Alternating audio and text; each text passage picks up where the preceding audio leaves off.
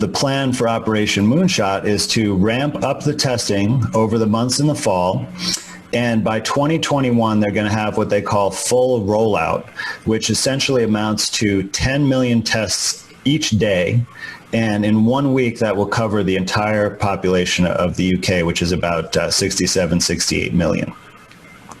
Now, if we use the most recent numbers from September, where the prevalence is 1 in 500 people actually have this illness, that would amount to 20,000 out of 10 million people.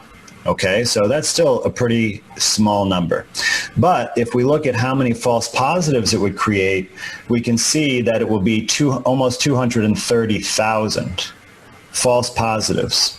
And so they would basically say out of 10 million each day, there would be 250,000 new cases, except only 20,000 would actually be real cases. Okay, so we're talking about 230,000 people a day who are mislabeled as having this disease, but they're actually healthy.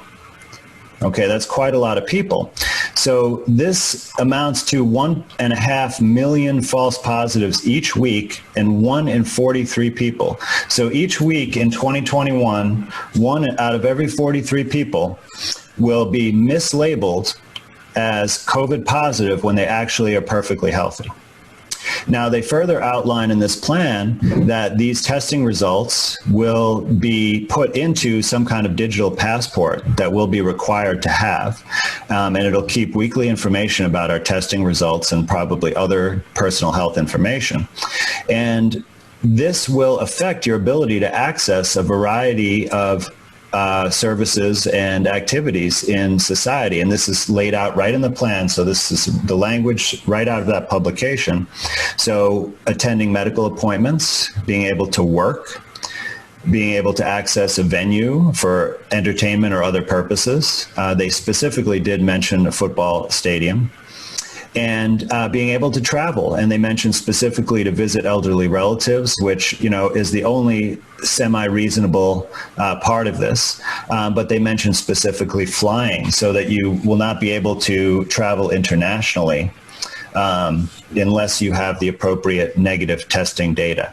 So, but we're talking about that the overwhelming majority of people who have a positive test are false positive.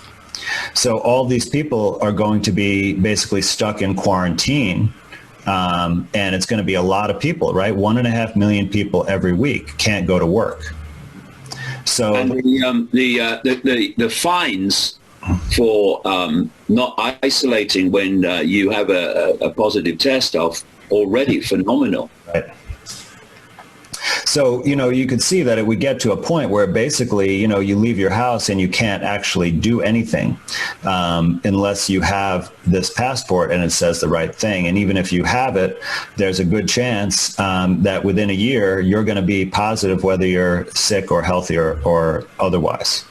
So essentially, this operation really amounts to fascism.